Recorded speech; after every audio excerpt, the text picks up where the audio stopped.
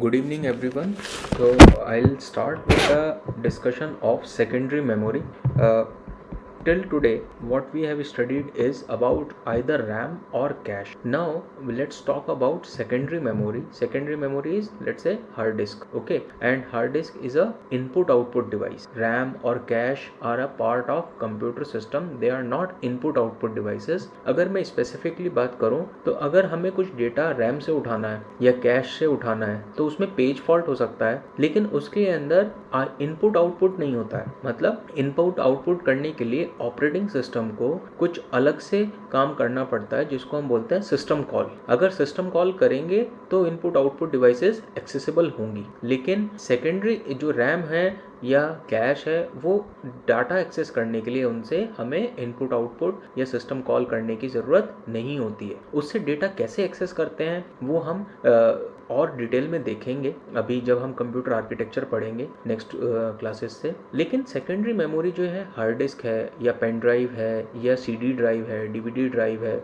ये सारी क्या है सेकेंडरी मेमोरीज है. इनसे डेटा एक्सेस करने के लिए हमें इनपुट आउटपुट या सिस्टम कॉल करने की ज़रूरत पड़ती है. तो डेटा इनके अंदर डिफरेंट तरीके से स्टोर होता है और ये मेमोरी भी डिफरेंट तरीके की होती है. जैसे रैम है वो रैंडम एक्सेस मेमोरी है जिसमें हम कोई भी एड्रेस अगर एक्सेस करना चाहें रैंडमली तो सेम टाइम लगेगा. Either we want to access the first address और द लास्ट एड्रेस और any address in between, it will take same amount of time. Whereas secondary memory में ऐसा नहीं है. वो क्योंकि रैंडम एक्सेस नहीं है, वो सेमी रैंडम है, या उसको हम बोल सकते हैं वो एक पॉइंट तक तो हम उसको एक्सेस कर सकते हैं पैरेलली या फिर रैंडमली, लेकिन उसके बाद हमें डेटा को एक्सेस करना पड़ता है सीरियली. तो उसमें हो सकता है कि एक पर्टिकुलर डेटा को एक्सेस करने में कम टाइम लगे, दूसरे डेटा को एक्सेस करने में ज़्यादा टाइम लगे. तो वो रैंडम एक्सेस नहीं है. तो उसमें डेटा कैसे एक्सेस होगा, डेटा कैसे स्टोर होता है हमारे पास सेकेंडरी मेमोरी में, ये सब चीज़ें हम सेकेंडरी मेमोरी में पढ़ेंगे.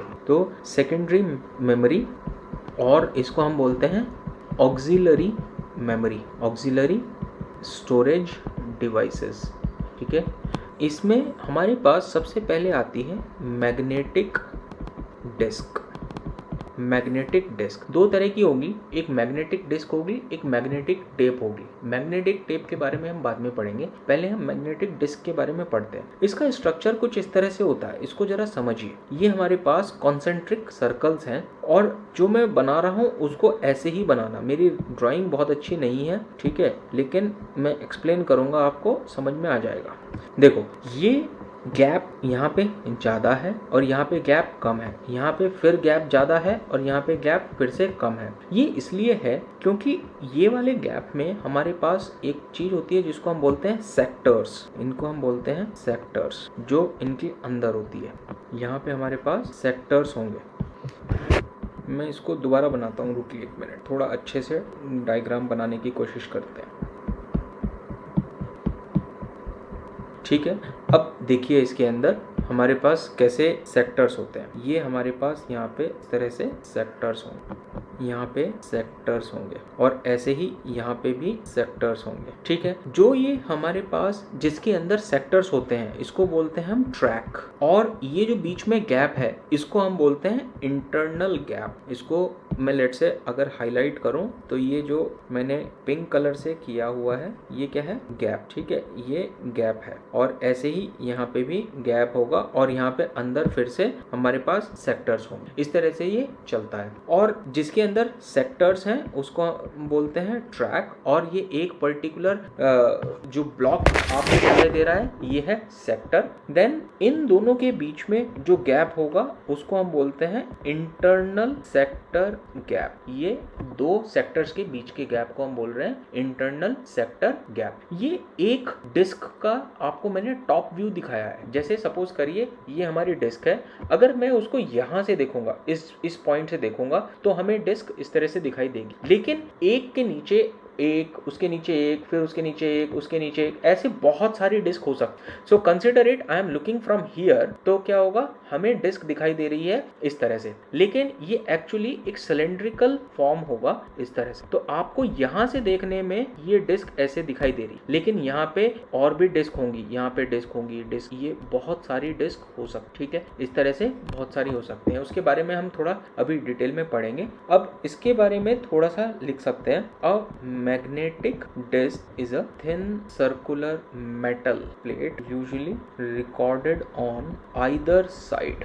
The data on the disk is organized as above. ठीक है, देखिए क्या है, ये एक सर्कुलर मेटल डिस्क और मेटल प्लेट है और जिसमें डेटा दोनों साइड स्टोर हो रहा है। फॉर एग्जांपल मेरे पास ये एक डिस्क है, तो डेटा इधर वाली साइड भी स्टोर हो रहा है और नीचे वाली साइड भी स्टोर हो रहा है, तो दोनों साइड डेटा स्टोर हो सकता है। लेकिन जरूरी नहीं है कि दोनों साइड ही स्टोर होगा, वो आपको अगर क्वेश्चन पूछ रहे हैं तो उसमें आपको लिख के रखेंगे कि either data of two surface और वन सरफेस। अगर वो लिख के नहीं दे रहे हैं तो आप मान के चलें कि दोनों साइड डेटा स्टोर हो रहा है, ठीक है। लेकिन हमारे पास हर डिस्क के दो सरफेस होंगी, एक अपर सरफेस, एक बॉटम सरफेस, तो दोनों साइड डेटा स्टोर हो सकता है and that will be given in your question. Usually दोनों साइड, आइदर साइड मतलब बोथ साइड डेटा स्टोर हो सकता है। A set of concentric circle is called as track. जो ये हमारे पास ये वाला सर्कल है, ये जो ये वाला सर्कल है ना, ये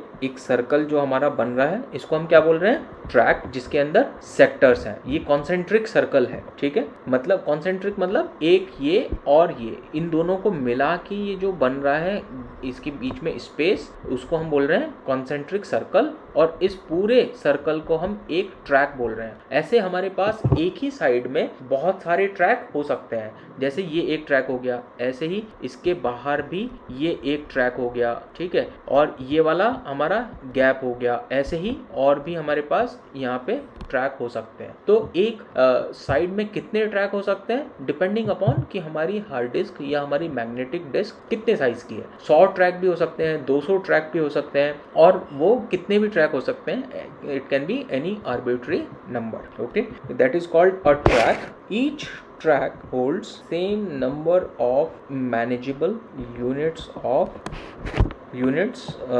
that is called sectors। हर एक ट्रैक के अंदर इक्वल नंबर ऑफ सेक्टर्स होंगे। जैसे मैंने यहाँ पे अगर बनाया है कि ये फर्स्ट सेक्टर है, ये सेकंड सेक्टर है, ये थर्ड है, ये फोर्थ है, ये फिफ्थ है और ये सिक्स्थ है, तो ऐसा नहीं है कि बाहर 6 ट्रैक्स हैं और अंदर 1, 2 और 3 और 4 हो जाएंगे। यहाँ पे स्पेस कम है, अदरवाइज यहाँ पे भी ऐसे ही 6 ट्रैक होंगे, यहाँ पे भी 6 ट्रैक होंगे। बस अंतर ये होगा कि बाहर वाले जो ट्रैक होंगे उनकी डेंसिटी क्या होगी, लो, और जो अंदर ट्रैक्स होंगे उनकी डेंसिटी क्या होगी, डेंसिटी हाई होगी। वो थोड़ा आपस में मिले हुए होंगे, उनके बीच में इंटरनल सेक्टर गैप कम होगा, और जो बाहर होंगे उनके बीच में इंटरनल सेक्टर गैप ज्यादा होगा, क्योंकि वो ज्यादा स्पेस में सेम नंबर ऑफ ट्रैक हैं, ठीक है। तो इंटरनल गैप कम या ज्यादा हो सकता है, but number of sector. Sir इसमें कंफ्यूजन हो गई सर, मतलब कौन सा सेक्टर है कौन सा ट्रैक है। सेक्टर ये है जो हम ये बना रहे हैं, इसको हम सेक्टर, और जो ये पूरा का पूरा सर्कल है जिसको हम ये सर्कल बोल रहे हैं, इसको हम बोल रहे हैं ट्रैक। देखो जब आप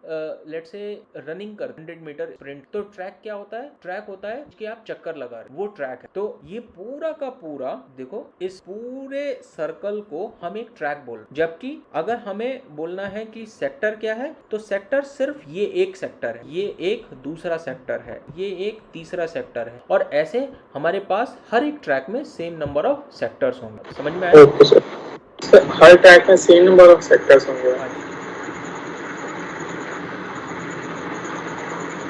मतलब अगर देखे जाए तो जैसे जैसे सेंटर की तरफ जा रहे हैं और नैरो होते जा रहा है, तो डेंसिटी मतलब बाहर में डेंसिटी कम है, अंदर में डेंसिटी ज्यादा है। उनके बीच में देखो ऐसे के चिपके हुए हैं, अंदर ये ऐसे के और जो बाहर में ये ऐसे स्पार्स में गैप ज्यादा हो, लेकिन नंबर ओके सर। 512 लेकिन फिक्स नहीं, कम या ज्यादा हो सकती है। साइज मतलब ज्यादातर 90% ऑफ टाइम ये रहता है, बाकी कम या ज्यादा भी। The disc space without format overhead is formatted disc space without format overhead. Format overhead मतलब जैसे आपने एक बाजार से डिस्क खरीदी, आपने बोला कि 500 GB की हार्ड डिस्क चाहिए, लेकिन जब आप उसको चेक करते हो तो उसमें मिलती है कितनी जीबी, लेट्स से 490 GB, क्योंकि 10 GB जो डेटा है वो फॉर्मेट ओवरहेड है। उसका जो डिस्क स्पेस है वो 500 GB है, बट इफेक्टिवली जो आप यूज कर पा रहे हो वो 490 GB है, बाकी 10 GB जो है वो फॉर्मेटिंग ओवरहेड में चला गया। तो अगर हम विदाउट फॉर्मेट ओवरहेड बोलेंगे तो फॉर्मेटेड डिस्क स्पेस है, और ठीक है उसको निकालने का तरीका भी आपको बताएंगे। The basic unit of transfer is a sector. जैसे हमने रैम से कैश में डेटा ट्रांसफर किया, अभी तक हम बोलते थे कि एक ब्लॉक ट्रांसफर हो रहा है from one cache, a block is transfer to from RAM two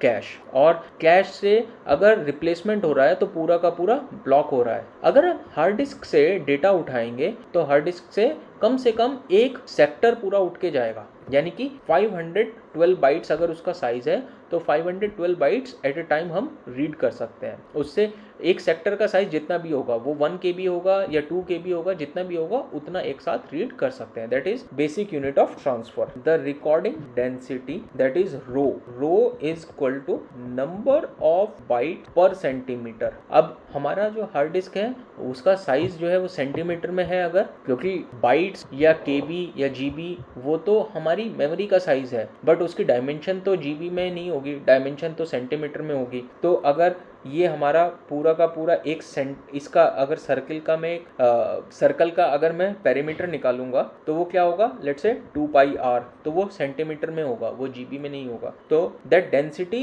is in number of bytes पर सेंटीमीटर। और बाहर की तरफ मैंने आपको बताया कि डेंसिटी क्या होगी, लो, क्योंकि कम सेंटीमीटर में लेट्स से 1 सेंटीमीटर में बाहर की तरफ क्या होगा, लेट्स से 512 बाइट्स, और अंदर क्या होगा, क्योंकि वो सेक्टर्स एक साथ चिपके हुए हैं, उनके बीच में गैप कम है, तो हो सकता है 1 सेंटीमीटर में 2 या 3 सेक्टर आ जाएं, तो वहां पे 512 से ज्यादा होगा डेटा बाइट्स में, ठीक है, तो वो डेंसिटी बढ़ जाएगी पर centimetre. Maximum recording density is eight inner most track. यही मैंने आपको बताया कि मैक्सिमम डेंसिटी किसकी होगी, जो सबसे अंदर के सर्किल होंगे, जो कॉन्सेंट्रिक सर्किल अंदर के होंगे, उनमें नंबर ऑफ सेक्टर तो बराबर है, तो डेंसिटी वहां पे ज्यादा हो जाएगी, पर सेंटीमीटर ज्यादा स्पेस होगा। The data transfer rate D is equal to number of bytes per second. एक सेकंड में कितनी बाइट्स आप ट्रांसफर कर पा रहे हो, that is called transfer rate. जैसे हम बोलते हैं ना कि GBps गीगाबाइट पर सेकंड, तो अगर हार्ड डिस्क की स्पीड ज्यादा है तो वो हम पर सेकंड में ही कैलकुलेट करते हैं कि 1 GB 1 gigabyte is transferred in 1 second, that is transfer rate. Copy जैसे आप करते हो एक पेन ड्राइव से अपने हार्ड डिस्क में, that is transfer rate. It depends on rotation per minute, और इसको बोलते हैं RPM, ठीक है। जो हमारी स्पीड होती है वो किस पे डिपेंड करती है कि डिस्क कितनी तेजी से घूम रही है, जितनी तेजी से घूमेगी उतनी ज्यादा हम ट्रांसफर कर सकते हैं, और जितनी तेज घूमेगी उतनी ही ज्यादा हमें उससे हीट जनरेट होगी, इलेक्ट्रिसिटी उतनी ज्यादा चाहिए, और जितनी तेज उसको आप घुमाना चाहते हो उतनी ज्यादा आपके पास मोटर होनी चाहिए पावरफुल। और इसीलिए अगर आप हाई ट्रांसफर रेट चाहते हो डेटा हार्ड डिस्क का, तो वो महंगी होती चली जाती है, बिकॉज उसके अंदर जो हार्डवेयर चाहिए वो थोड़े कॉस्टली हो जाएंगे, बिकॉज उसको रोटेशन पर मिनट उसका इंक्रीज चाहिए, ठीक है। There is something called seek time. Seek time can be denoted by TS, और what is seek time, the time required for the read and write head to the desired block। अभी मैं इसको समझाऊंगा, अभी 1 minute के लिए इसको लिख लीजिए। डिजायर्ड हेड पे पहुंचने के लिए जो टाइम लगता है उसको हम सीक टाइम बोलते हैं। जैसे सपोज करो ये हमारा एक कॉन्सेंट्रिक सर्कल है और ये हमारा हेड है। आपने सुना होगा कि हेड क्या होता है, जैसे आपने सुना होगा कि पहले जमाने में VCR होते थे, उसमें क्या होता था कि अगर पिक्चर क्लियर ना हो तो फूंक मार के, हवा डाल के या उसको रुमाल से रब करके हेड क्लीन कर दो क्योंकि हेड में कार्बन जम गया, ऐसे बोलते थे। तो हेड क्या करता है, लेट्स से ये हेड है तो ये ऐसे आगे या पीछे अपने आप मूव होता है। यहाँ पे हमारे पास सेक्टर्स हैं तो वो एक सेक्टर्स मतलब ट्रैक्स हैं और ट्रैक पे जाएगा, जिस भी ट्रैक पे जाना है, लेट्स से इनर मोस्ट ट्रैक पे जाना है तो उसको फॉरवर्ड जाना पड़ेगा, अगर आउटर मोस्ट ट्रैक पे जाना है तो उसको बैकवर्ड पोजीशन में जाना पड़ेगा। तो what is the time taken by head to move on to particular block, that is particular sector और ट्रैक, उसमें जितना टाइम लगेगा उसको हम बोलते हैं seek time. Rotational latency, that is TR, represented by TR। Rotational latency is also called as rotational delay और simple latency भी इसी को बोलते हैं, रोटेशनल लेटेंसी और रोटेशनल डिले और सिंपल लेटेंसी। ये क्या है, ये भी टाइम है, time required to move read write head to the desired और to the beginning of the desired sector. अब देखो अंतर समझो दोनों के अंदर, कंफ्यूज नहीं होना है। क्या हुआ, हमारे पास लेट्स से ये एक हेड है, ये हमारे पास डिस्क है ना, हमारे पास यहाँ पे एक हेड है, इस हेड को मैंने लेट्स से इस तरह से बना दिया, ये हमारे पास हेड है जो रीड कर रहा है और ऐसे ही हमारे पास एक हेड होगा जो नीचे की तरफ रीड कर रहा हो। ठीक है, अगर दोनों सरफेस रीडेबल हैं तो दो हेड हो सकते हैं, एक ऊपर के लिए एक नीचे के लिए। लेट्स से मुझे इस वाले ब्लॉक में ये वाला सेक्टर रीड करना था, ठीक है, आउटर मोस्ट ब्लॉक ट्रैक के अंदर ये वाला सेक्टर हमें रीड करना था जिसको मैंने रेड कलर से बना दिया है। तो क्या होगा, ये वाला जो हमारा हेड है ये बैक पोजीशन पे जाएगा, ये क्या करेगा, अपने आप को बैकवर्ड मूव करेगा। तो इसने क्या किया, मूव करके यहां से क्या करा, ये यहां से यहां पे आ गया। तो जितना टाइम इसको बैकवर्ड मूवमेंट में लगा that is called seek time. और अब ये वाला हेड तो हमें नहीं, ये वाला सेक्टर तो नहीं चाहिए, सेक्टर चाहिए ये वाला। तो क्या होगा, इस डिस्क को घुमाना पड़ेगा, रोटेट होगी ये डिस्क। तो जब ये रोटेट होगी और रोटेट होके लेट्स से ये इधर को रोटेट हो रही है तो रोटेट होके इस वाले सेक्टर को यहाँ पे आना पड़ेगा रोटेट होके। तो जितना टाइम इस सेक्टर को यहाँ पे आने में लगा डिस्क रोटेशन में that is called rotational latency. ठीक है, तो रोटेशनल लेटेंसी इज कि हमें एक सेक्टर के बिगिनिंग में जाना है। देखो ये सेक्टर ना 512 बाइट्स है, यहाँ पे 0th बाइट होगी या यहाँ पे 0th बाइट होगी, जिधर भी होगी तो एक तरफ बिगिनिंग होगा और एक तरफ एंडिंग होगा। हमें क्या करना है, इसके बीच में नहीं जाना या इसके लास्ट में नहीं जाना, हमें क्या करना है, इसके बिगिनिंग पे जाना है। So the time taken to reach at the beginning of the desired sector, तो उसके लिए डिस्क को रोटेट करना पड़ेगा। डिस्क घूमेगी तभी तो हम उस सेक्टर के ऊपर जाएंगे। और ये हेड क्या है, ये बैक एंड फॉरवर्ड मूवमेंट करता है सिर्फ, ये ऐसा नहीं है कि यहां से उठ के यहां पे चला जाएगा, ऐसे नहीं कर सकता ये। ठीक है, तो उसके लिए दो तरह की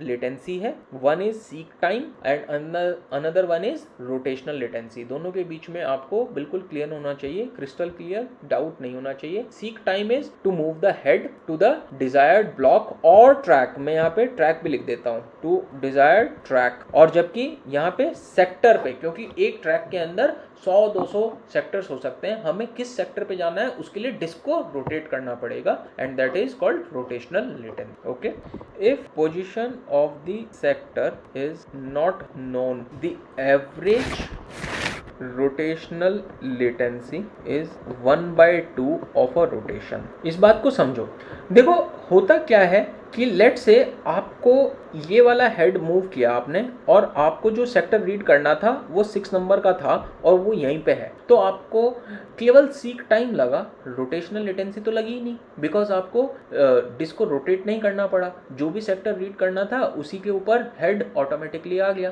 तो सीक टाइम क्या हुआ, वो x हुआ और रोटेशनल लेटेंसी क्या हुई, 0 हो गई। लेकिन लेट से it is moving into this direction अगर क्लॉकवाइज है तो वो क्लॉकवाइज रहेगी, एंटी क्लॉकवाइज नहीं हो सकती, एक ही डायरेक्शन में रोटेट होगी स्ट्रिंग हमारी डिस्क। अगर लेट से हमें ये सेक्टर नंबर 1 रीड करना था तो हमें क्या करना पड़ेगा, इस वाले सेक्टर को रीड करने के लिए इधर नहीं आ सकते because that is anticlockwise direction, we can not go into that direction. हमें क्या करना पड़ेगा, हमें ये पूरी डिस्क को ऐसे घुमा के लाना पड़ेगा। तो the time taken in 1 rotation, let say हमारे पास जो आरपीएम है वो है 6000 RPM, that is 6000 rotation per minute. 1 minute में 6000 रोटेशन हो रहे हैं, 1 सेकेंड के अंदर 6000 बाय 60 रोटेशन होंगे। लेकिन हमें क्या निकालना है, वन रोटेशन टाइम, तो वो क्या हो जाएगा, वन रोटेशन टाइम। तो अगर एक मिनट में 6000 रोटेशन होते हैं, एक सेकंड में 6000/60 रोटेशन होते हैं, तो वन रोटेशन कितने सेकंड में होगा, दैट इज 60/6000। ठीक है, इतनी देर में हमारा एक रोटेशन होगा इतने सेकंड में, दैट इज दिस, और 1/100 सेकंड में एक रोटेशन हो जाएगा। तो सेक्टर नंबर 1 को, अगर ये समझ में नहीं आया कोई बात नहीं, मैं अभी क्वेश्चन कराऊंगा, समझ में आ जाएगा। एक सेक्टर नंबर 1 को तो टाइम लगा 1/100 सेकंड, पूरा रोटेशन करना पड़ा, जबकि सेक्टर नंबर 6 को 0 टाइम लगा। तो ऑन एन एवरेज क्या होगा, कुछ सेक्टर को कम टाइम लगेगा, कुछ सेक्टर को कुछ ज्यादा टाइम लगेगा। तो ऑन एन एवरेज अगर हमें नहीं पता कि किस सेक्टर को रीड करना है, तो रोटेशनल लेटेंसी क्या होगी, हाफ ऑफ अ रोटेशन। एक रोटेशन में जितना टाइम लगता है उसका हाफ, एवरेज। ठीक है, तो उसको हम लिख सकते हैं average TR is equal to 1/रोटेशन टाइम। ठीक है, एवरेज। ऐसे ही the access time of the disk, ये क्या है, अभी तक जो हमने पढ़ा है वो रोटेशन टाइम था या सीक टाइम था। अब हमें डिस्क से कुछ डेटा रीड करना है, तो उसके लिए एक्सेस टाइम कितना लगेगा, सिर्फ एक्सेस टाइम पूछ रहे हैं। एवरेज एक्सेस टाइम और एवरेज एक्सेस टाइम में अंतर है, दोनों में क्या अंतर है अभी बताएं। एक्सेस टाइम कितना लगेगा, जितना हमें उस हेड को मूव करने में टाइम लगा प्लस जो रोटेट करने का टाइम लगा, तो हम उसको बोल सकते हैं T is equal to TS, that is seek time plus rotational time. ठीक है, तो ये हमारा हो जाएगा एक्सेस टाइम। और एवरेज एक्सेस टाइम डिफरेंट है। द एवरेज एक्सेस टाइम ये क्या है, सिर्फ एक सेक्टर का टाइम है, पर्टिकुलर सेक्टर का time, which where this TR can be 0 और this can be rotation time also, ठीक है, that is let's say x, ये दोनों में से कुछ भी हो सकता है। अगर ये 0 हुआ तो सिर्फ TS बचा, और अगर ये x हुआ तो TS प्लस x हो गया। लेकिन एवरेज एक्सेस टाइम में हम कह रहे हैं कि आपको 0 और रोटेशन टाइम दोनों कंसिडर करने हैं। जैसे हमने इफेक्टिव एक्सेस टाइम निकाला था, उसके अंदर हम क्या कर रहे थे, हिट रेशो, अगर हिट हुआ तो भी कंसिडर कर रहे हैं और नॉट हिट हुआ तो भी कंसिडर कर रहे हैं, दोनों चीजें कंसिडर कर रहे हैं। ऐसे ही यहाँ पे 0 भी कंसिडर कर रहे हैं और x भी कंसिडर कर रहे हैं। तो उस केस में average access time of a disk क्या हो जाएगा, उस केस में हमें T एवरेज निकालना है, तो TS plus TR plus data transfer, क्योंकि हमें डेटा ट्रांसफर, वहां से डेटा को रीड करके उस सेक्टर से उसको ट्रांसफर भी करना है।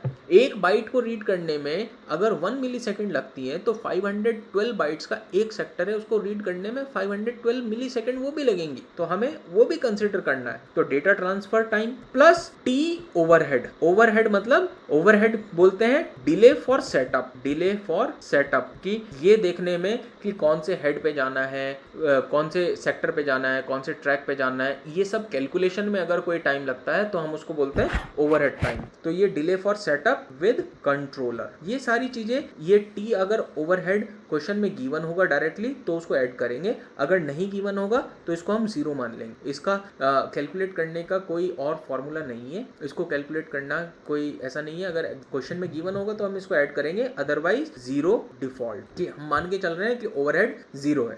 Okay, next is magnetic disk are semi random. जैसे मैंने आपको बताया था कि ये प्योर रैंडम नहीं होती है जैसे रैम होती है, ठीक है, ये सेमी रैंडम एक्सेस मेमोरी होती है। दैट इज क्या होगा, reaching to the desired sector beginning is random. मतलब देखो, आपको लेट से यहां से इस सेक्टर पे जाना है, इस वाले ट्रैक पे जाना है, या इस ट्रैक पे जाना है, या अंदर वाली ट्रैक पे जाना है, तो उसके लिए सिर्फ इस हेड को मूव करना है। ऐसा नहीं है कि पहले ये पूरा का पूरा सेक्टर, पूरा ट्रैक रीड होगा, फिर अंदर वाला ट्रैक रीड होगा, फिर आप यहां जा सकते हो। ऐसा नहीं है, अगर ऐसा होता तो ये सीरियल होता, ठीक है। आपको ऐसा नहीं करना पड़ रहा, आप डायरेक्टली या तो इस सेक्टर पे, इस ट्रैक पे जा सकते हो, या इस ट्रैक पे जा सकते हो, या और किसी ट्रैक पे, जो भी ट्रैक होंगे आपके पास, किसी भी ट्रैक पे जा सकते हो। You don't have to read the whole track in order to go in the inner track, that is random access, ठीक है। ऐसे ही अगर मुझे इस वाले सेक्टर पे जाना है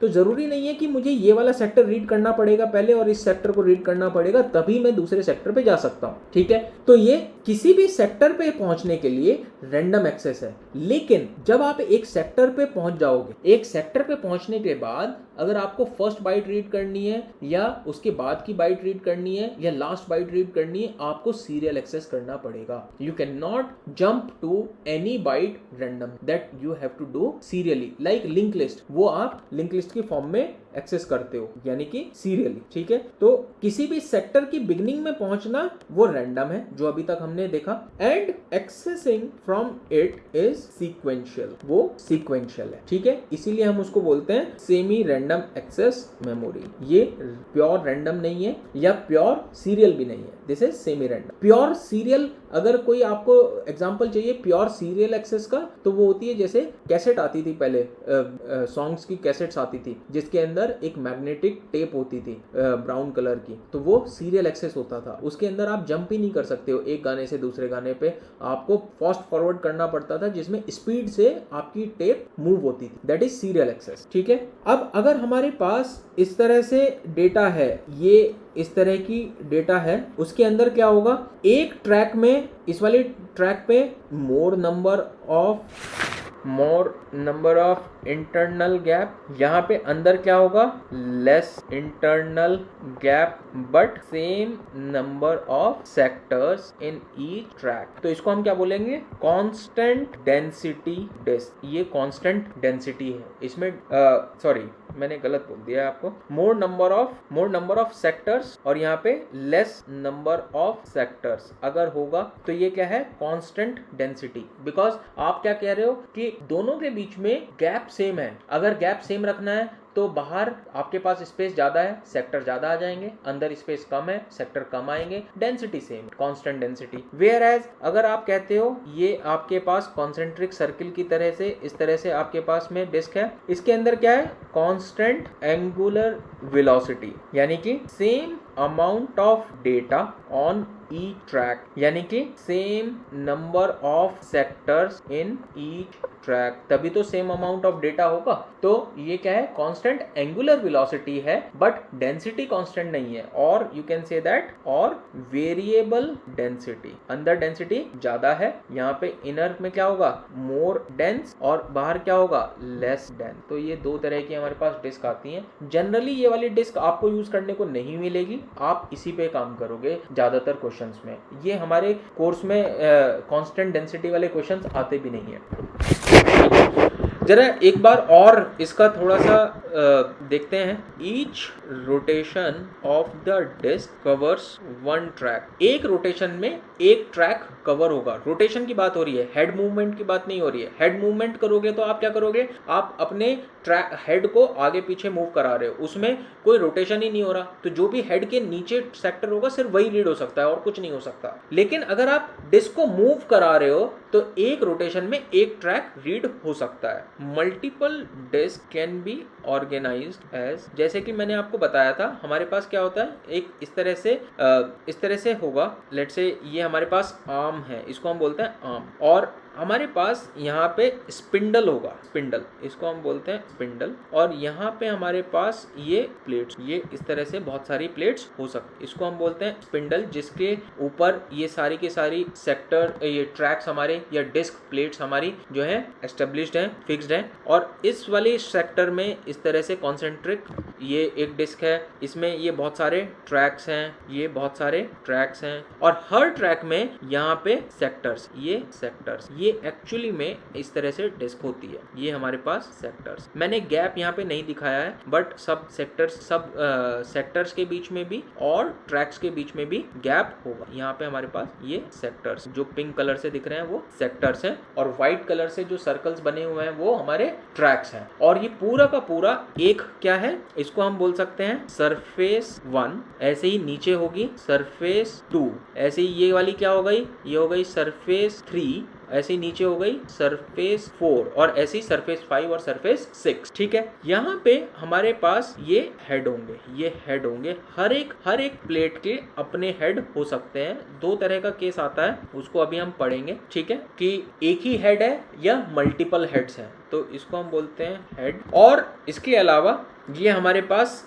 ये क्या है, हमारे पास ये पूरी की पूरी एक सिंगल प्लेट है और इसको हम बोलते हैं सिंगल डिस्क है, ठीक है। और इसी तरह से अगर मैं इनको एक इस तरह से एक के ऊपर एक सजा के रख दूंगा, एक ये, फिर उसके नीचे, फिर उसके नीचे, फिर उसके नीचे, तो ये बहुत सारी डिस्क का कलेक्शन बन जाएगा और इसको हम क्या बोल सकते हैं, इसको हम बोल सकते हैं सिलेंडर ऑफ प्लेट्स और डिस्क्स, सिलेंडर ऑफ प्लेट्स और डिस्क। और एक हमारी एक हार्ड डिस्क में 20, 50, 100 जितनी भी मर्जी प्लेट्स हम रख सकते हैं डिपेंडिंग ऑन कि क्या साइज होगा डिस्क का। So is this clear to everyone the structure of the disk till now? Yes sir. जरा ये देखते हैं सिंगल एंड डबल साइड। तो मैंने आपको बताया कि सिंगल और डबल साइड दो तरह की हो सकती हैं। बाय डिफॉल्ट डबल साइड होती है और अदरवाइज गिवन होगा कि सिंगल साइड, यानी कि एक ही सरफेस है, सिर्फ ऊपर डेटा है, सरफेस 2 है ही नहीं, ऐसा भी हो सकता है, वो क्वेश्चन में गिवन होगा। तो अगर लेट से हमें बोला गया सिंगल सरफेस और एंड 3 प्लेट्स, ठीक है, तो हमारे पास नंबर ऑफ सरफेस कितनी हो गई, सरफेस इज इक्वल टू 3। लेकिन अगर हमें बोला गया डबल सरफेस, या फिर कुछ भी नहीं बोला गया, ना सिंगल ना डबल, कुछ नहीं बोला गया, तब भी हम डबल सरफेस मानेंगे एंड 3 प्लेट्स, तो हमारे पास टोटल सरफेस कितनी हो जाएंगी, total surface is equal to 3 into 2 that is 6. Okay, so number of surface is dependent on either it is single sided or double sided. If it is not given, then consider double sided always.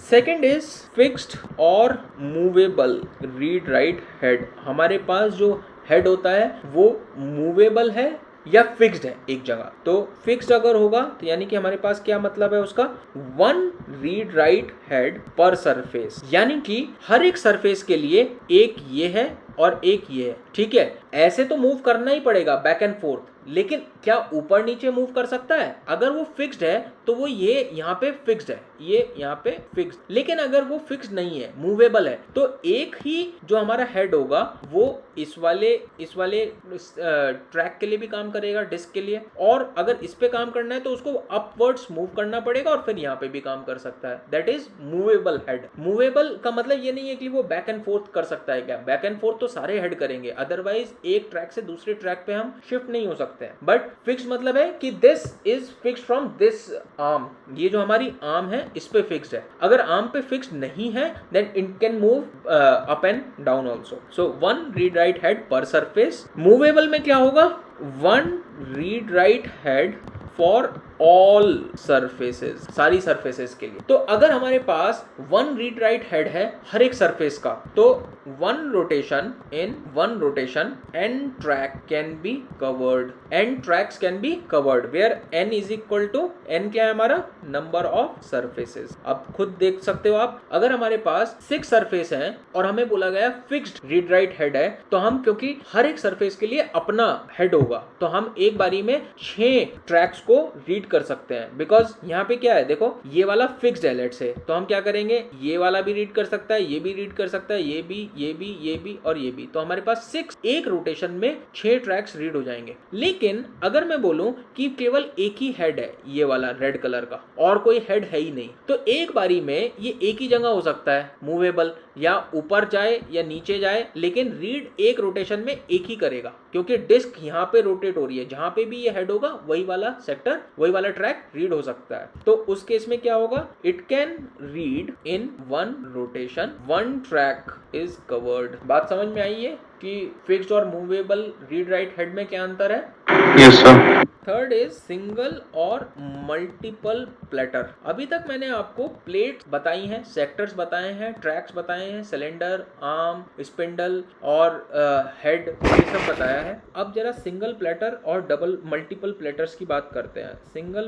Single platter का मतलब है ये आपके पास spindle है और इस spindle पे ये आपके पास में डिस्क हो गई, जो अभी तक हमने पढ़ा अभी तक वो क्या था, सिंगल प्लेटर। अगर मल्टीपल प्लेटर होंगे तो हमारे पास यहाँ पे ये एक के अंदर बहुत सारी डिस्क और फिर एक के अंदर बहुत सारी डिस्क और फिर एक के अंदर बहुत सारी डिस्क हो सकती है। This is let's say n disk और प्लेट्स पर प्लेटर, ठीक है, ये ध्यान रखिए। और यहाँ पे क्या होगा, let's say 1 read write head पर प्लेटर, और हर एक प्लेटर के लिए हम एक रीड राइट हेड रख सकते हैं। अब जरा इसके ऊपर सुनिए, अगर मुझे बोला single platter number of surface is equal to 3, number of plates is equal to 3, तो total surface is equal to 3 into 2 is equal to. लेकिन अगर मुझे बोला मल्टीपल प्लेटर और number of platter is equal to let's say 10, हमारे पास 10 platter है, यानी कि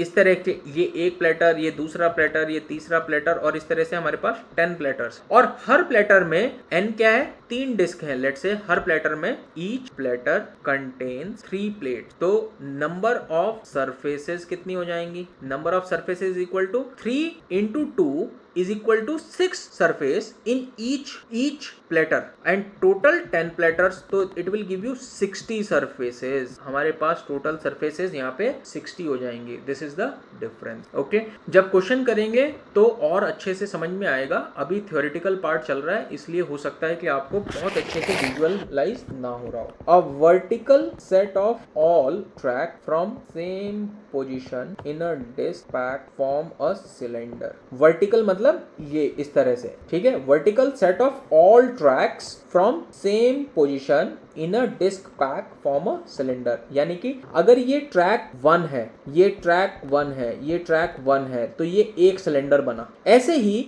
मैं अगर बोलूं कि ये एक दूसरा ट्रैक है, इसके बाहर ये एक और ट्रैक है, ये ट्रैक 2 है, ये ट्रैक 2 है, ये ट्रैक 2 है, तो क्या होगा, ये एक दूसरा सिलेंडर बन जाएगा। तो कई बार वो आपको नंबर ऑफ ट्रैक्स नहीं बोलेंगे, वो आपको बोलेंगे नंबर ऑफ सिलेंडर्स। तो नंबर ऑफ सिलेंडर्स का मतलब हुआ number of tracks in each disk और ईच प्लेट, ठीक है, number of tracks in each plate. जैसे सपोज करो आपके पास एक बड़ा ग्लास है, एक छोटा ग्लास है, एक उससे छोटा ग्लास है, एक उससे छोटा ग्लास है। आपने क्या किया, बड़े वाले ग्लास में छोटा ग्लास रखा, उससे छोटा ग्लास उसके अंदर रखा, एक उससे छोटा ग्लास उसके अंदर रखा। बाहर से देखने में आपको लगेगा एक ही ग्लास है, बट अगर आप उसको ऊपर से देखोगे तो आपको दिखाई देंगे कि उसके अंदर 4 ग्लासेस हैं, तो दैट इज 4 सिलेंडर्स, और उनके बीच में जो गैप होगा दैट इज योर ट्रैक। तो नंबर ऑफ ट्रैक्स कितने हो गए, नंबर ऑफ सिलेंडर्स। ओके, इस तरह से आप उसको समझ सकते हैं। तो इसका मतलब हुआ number of cylinders is equal to number of track in a surface.